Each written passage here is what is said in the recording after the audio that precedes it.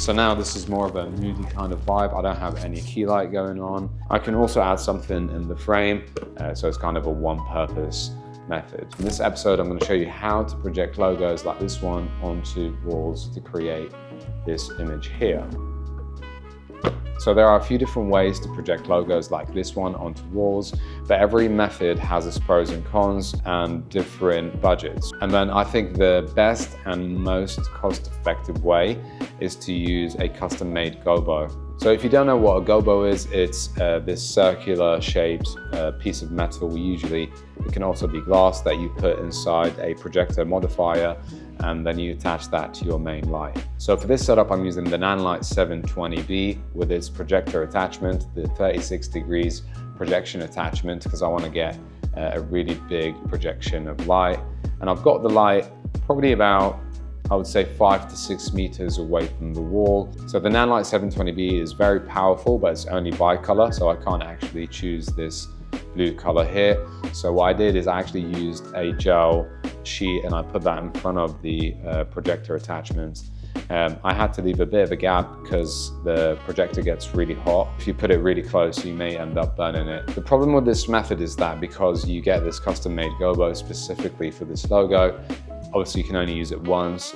And the benefit of using an LED wall or even a TV is that you can use multiple images or multiple logos. You can customize them as you wish. With this, you kind of get one logo and that's it. You only get to use it once. So it's kind of a one-purpose method. So the light is at the moment hitting me on my eye, which is fair enough. But if I move, let's say, closer here, some of that light, even though it's hitting me here, I'm also getting the bounce back from the wall.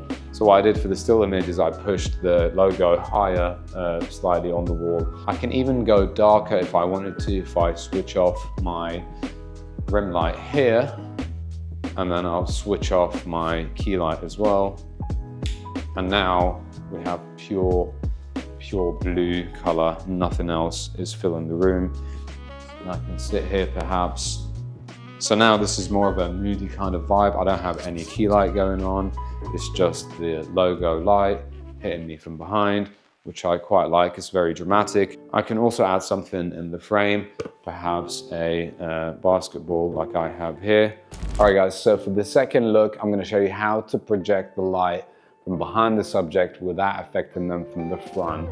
And to do this, you need a diffusion sheet, a bit like the last reel that I posted on my Instagram, where we projected the kind of sunset halo or eclipse behind the talent without affecting them from the front. I'm doing exactly the same thing, but I'm doing it with the logo projection. So you've got the lead diffusion sheet between the subject and the light. So the light is actually coming in from behind, and I'm using the 720B with the logo gobo in the projection attachment, the 36 degrees one, and I've got that set to 100%. And in front of it, I've got a blue gel. To my left-hand side, I'm using a Power Slim with a softbox and a grid, and this is set to a similar blue hue, and this is giving me this nice and soft blue color. If I wanted to, I can also add another light from the top or even from this side. I quite like the dramatic look where it's really high shadow, really high contrast. I feel like it does help with telling stories when you have a bit of contrast in the shot. Then above me, I have a 60C with another projection attachment, and it's set to a blue color also, which gives a very dark, very high contrast, shadowy kind of look. The only thing about this method is that you have to shoot really tight because the diffusion sheet that you can get is usually quite small. This is about, I think, 1 meter. But you can also do this on a very large diffusion frame, so an 8x8 or 12x12. And again, you can project the light from behind. You just have to make sure that it's not too thick, so the material needs to be slightly on the thinner side of things so the light actually does pass through. And again, I've got the 720B set to 100%. Power Slim is set also to about 100%. I've got the camera set to f8 on the red KOMODO-X, and the B cam right here is the 6K Blackmagic full frame, and that's currently shooting me at f4 on a Nikon AIS 35mm f2 lens.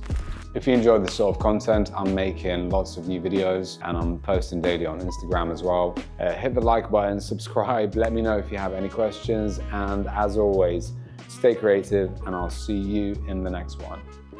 Peace.